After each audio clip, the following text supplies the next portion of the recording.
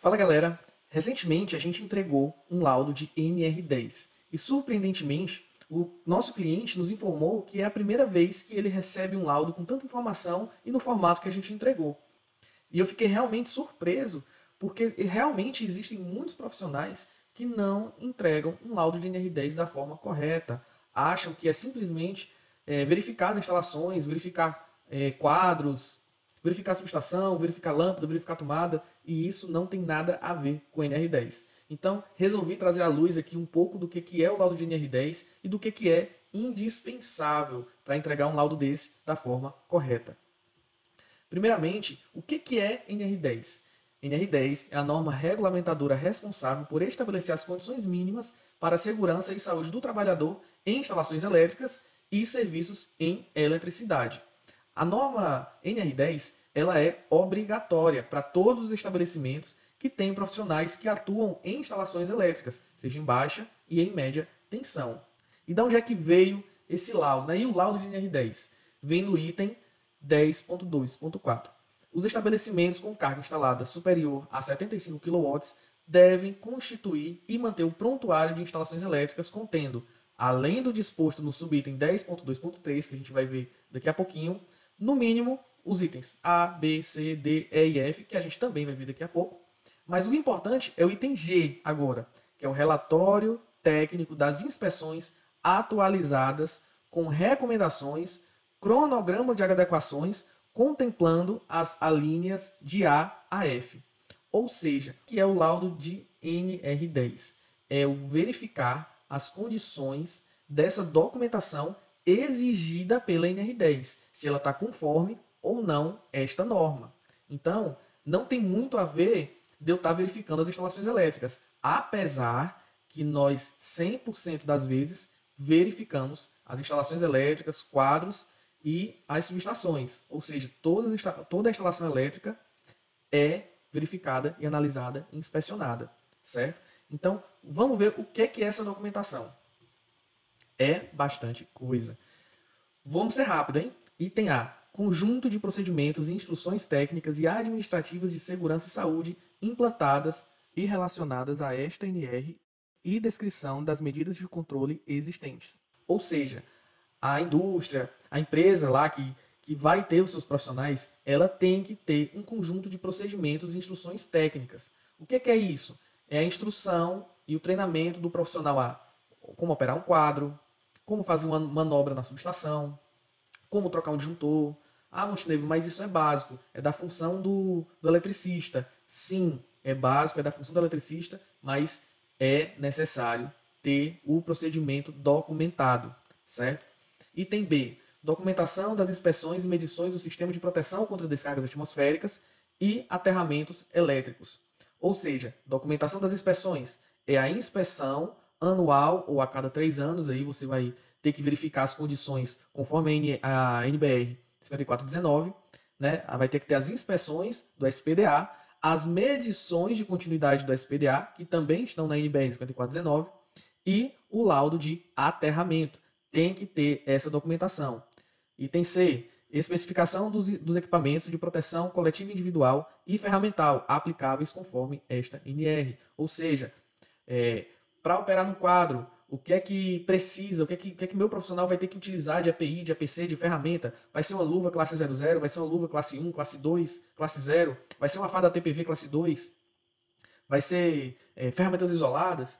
Então, tem que existir um documento que liste e que defina estes equipamentos de proteção coletiva individual para cada atividade da fábrica. Item D. Documentação comprobatória de qualificação, habilitação, capacitação e autorização dos trabalhadores. O que é isso aqui? É toda a documentação do profissional. Se ele fez curso de eletricista, eletrotécnico, se ele é um engenheiro, se ele tem curso de NR10, certo? E existe uma documentação aqui, ó, que se chama autorização dos trabalhadores. O que é isso? É que existem alguns estabelecimentos que o profissional ele é autorizado a operar apenas em baixa tensão desenergizado. Às vezes é um novato, às vezes é um recém-contratado.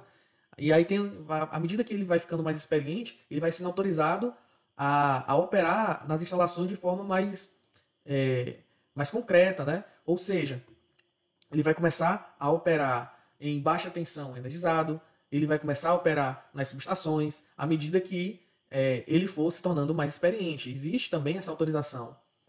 Item E. Resultado dos testes de isolação elétrica realizado em equipamentos de proteção individual e coletiva. Ou seja, é o teste, é o ensaio de rigidez de elétrica. E isso, várias normas e fabricantes já fazem. Ou seja, quando a gente compra uma luva ali de borracha, classe 00, ou seja qual for, a gente recebe um laudo do próprio fabricante que tem prazo determinado, tá? Normalmente é 6 meses ou 1 ano. E aí, quando vencer esse laudo, a gente precisa refazer os ensaios, refazer os testes, para saber se aquele equipamento de proteção está adequado, certo? O item F. Certificação dos equipamentos e materiais elétricos em áreas classificadas. O que é isso? Existem materiais, existem equipamentos enclausurados que são feitos e fabricados exclusivamente para áreas com risco de explosão. Por exemplo, todo interruptor ou uma tomada, né, deve já ter acontecido com algum de vocês, o seguinte, quando a gente liga o interruptor ou quando a gente vai colocar algo na tomada, centelha ali, gera uma faísca, né? Então, isso em áreas classificadas com risco de explosão é fatal. Então, existem certos equipamentos que são fabricados para impedir o centelhamento. Ou seja, quando a indústria, a fábrica, o estabelecimento tem alguma área classificada, os equipamentos dessa área classificada devem ter essa certificação. Além disso, além desse conjunto aí de documentos que a gente tem que verificar no laudo de NR10, o que é que tem mais para fazer? Item 10.2.5. As empresas que operam instalações ou equipamentos integrantes do sistema elétrico de potência devem constituir o prontuário contendo o item 10.2.4 e acrescentar ao prontuário os documentos a seguir listados. Descrição dos procedimentos de emergência e certificação dos equipamentos de proteção coletiva e individual. Ou seja, se a sua empresa tem subestação abrigada, deve também conter a descrição dos procedimentos de emergência e a certificação dos equipamentos de proteção coletiva e individual das subestações. Certo? Item 10.2.6. O prontuário de instalações elétricas deve ser organizado e mantido atualizado. Qual é a dúvida de muitos profissionais? Qual é a validade do prontuário? Não tem validade. Entretanto, ele deve ser constantemente atualizado. Por exemplo, houve mudança no diagrama unifilar, houve mudança, uma troca de funcionário, ou houve ampliação. Então, toda essa documentação vai ter que ser atualizada. Então, deve manter atualizado sempre. E o que mais a gente deve saber? Além de toda essa documentação, as empresas estão obrigadas a manter esquemas unifilares atualizados das instalações elétricas e dos seus estabelecimentos, com as especificações do sistema de aterramento e demais equipamentos e dispositivos de proteção. Ou seja, quando a gente vai fazer um laudo de NR10, a gente tem que verificar todas essas questões.